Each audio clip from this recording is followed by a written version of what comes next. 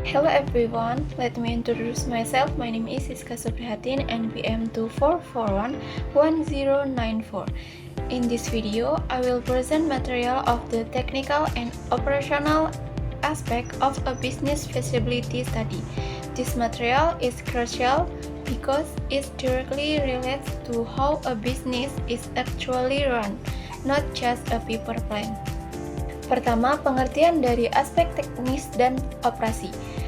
Aspek teknis dan operasi adalah bagian dari studi kelayakan bisnis yang membahas tentang bagaimana suatu usaha akan dijalankan secara teknis dan praktiknya, mulai dari penentuan lokasi, perancangan proses produksi, penggunaan teknologi, hingga penentuan kapasitas produksi.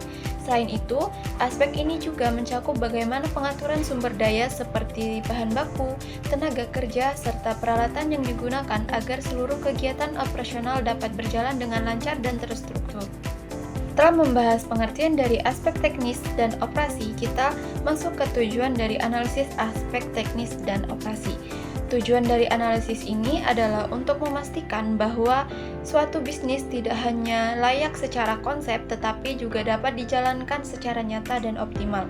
Untuk mencapai hal tersebut, terdapat beberapa hal penting yang perlu diperhatikan, yaitu yang pertama, menentukan lokasi usaha yang strategis, karena lokasi akan sangat mempengaruhi akses pasar, distribusi, serta biaya operasional. Yang kedua, menentukan teknologi yang tepat, agar proses produksi dapat berjalan lebih efisien dan menghasilkan kualitas yang baik.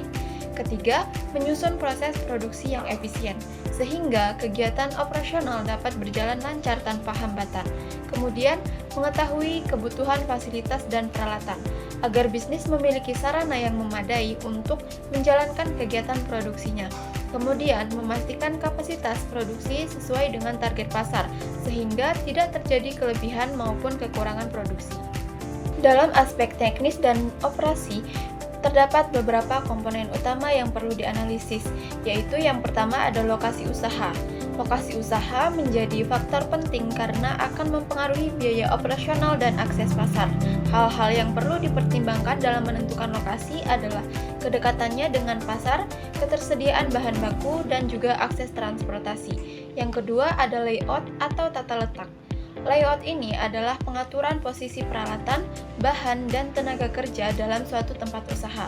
Tujuannya adalah meningkatkan efisiensi kerja dan menghemat waktu atau tenaga yang terbuang. Layout yang baik akan membuat proses produksi menjadi lebih cepat dan tidak berantakan. Kemudian, proses produksi. Proses produksi menjelaskan langkah-langkah dalam menghasilkan produk atau jasa. Contohnya dalam usaha makanan. Yang pertama harus mempersiapkan bahan baku, kemudian melakukan pengolahan, melakukan pengemasan, kemudian baru didistribusikan. Semakin jelas dan efisien prosesnya, maka semakin baik kualitas produk yang akan dihasilkan. Kemudian, teknologi yang digunakan. Teknologi ini berperan dalam meningkatkan efisiensi dan kualitas produksi. Pemilihan teknologi harus mempertimbangkan yang pertama biaya, yang kedua kemudahan penggunaan, kemudian kesesuaian dengan skala usaha. Untuk UMKM biasanya menggunakan teknologi yang sederhana terlebih dahulu, lalu kemudian berkembang ke teknologi yang lebih modern.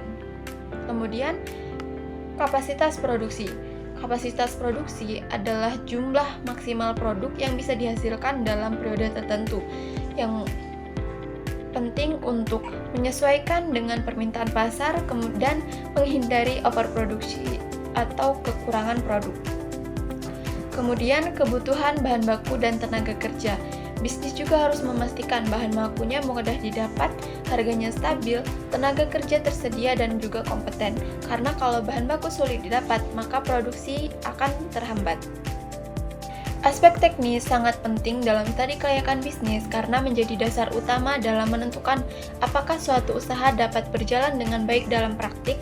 Pertama, aspek teknis berperan dalam menentukan kelancaran operasional bisnis, mulai dari proses produksi, penggunaan alat, hingga alur kerja. Jika semua dirancang dengan baik, maka kegiatan usaha dapat berjalan secara teratur tanpa hambatan. Kemudian, aspek ini juga membantu menghindari pemborosan biaya, karena perencanaan yang tepat akan meminimalkan kesalahan dalam penggunaan bahan baku. tenaga kerja, maupun peralatan. Hal ini sangat penting agar bisnis tetap efisien dan tidak mengalami kerugian. Kemudian, aspek ini juga menjamin kualitas produk atau jasa yang akan dihasilkan, karena proses produksi yang terstruktur dan penggunaan teknologi yang tepat akan menghasilkan produk yang konsisten dan sesuai dengan standar yang diinginkan.